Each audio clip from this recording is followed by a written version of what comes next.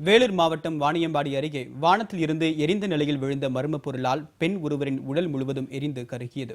உயிருக்கு ஆபத்தான நிலையில் அந்த பெண் வேலூர் அரசு மருத்துவமனையில் சிகிச்சைக்காக சேர்க்கப்பட்டுள்ளார். வேலூர் மாவட்டம் வாணியம்பாடி அடுத்த துறிஞ்சாபுரத்தை சேர்ந்தவர் வெங்கடேஷ்.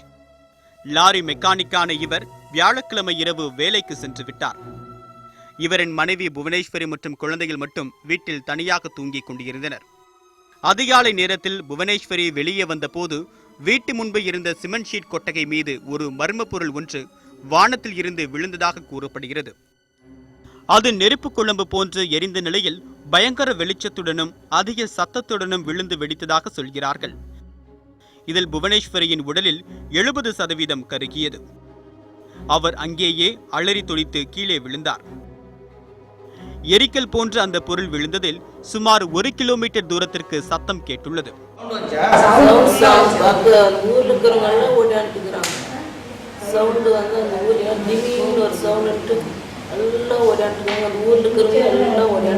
பயங்கர வெடி சத்தமா புவனேஸ்வரியின் அலறல் சத்தம் கேட்ட அக்கம் பக்கத்தினர் அவரை மீட்டு வாணியம்பாடி அரசு மருத்துவமனையில் சேர்த்தனர். பின்னர் அவர் மேல் சிகிச்சைக்காக வேலூர் அரசு மருத்துவமனையில் தீவிர சிகிச்சை பிரிவில் சேர்க்கப்பட்டுள்ளார். கடந்த 2016ஆம் ஆண்டு பிப்ரவரி மாதம் 6ஆம் தேதி வேலூர் மாவட்டம் நாட்ராம்பள்ளியில் உள்ள தனியார் பொறியியல் கல்லூரி வளாகத்தில் எரிக்கல் போன்ற பொருள் விழுந்தது.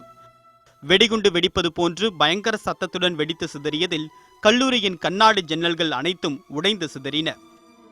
அங்கிருந்த தண்ணீர் தொட்டி வெடித்து சிதறியது.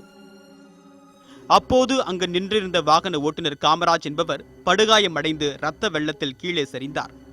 நாட்ராம்பள்ளி வட்டம் வெள்ளேரிப்பட்டு பகுதியை சேர்ந்த இவர் வாணியம்பாடி அரசு மருத்துவமனையில் சேர்க்கப்பட்டு சிகிச்சை பலனின்றி உயிரிழந்தார். இதேபோல திண்டுக்கல் மாவட்டம் ஒட்டன்சத்திரம் அருகே மோதுப்பட்டியை சேர்ந்த வேலுச்சாமி என்பவரின் தோட்டத்தில் சிலிண்டர் போன்ற ஒரு பொருள் விழுந்தது. மதுரை தடய அறிவியல் துறையினர் அதனை கைப்பற்றி ஆய்வு நடத்தி வருகின்றனர்.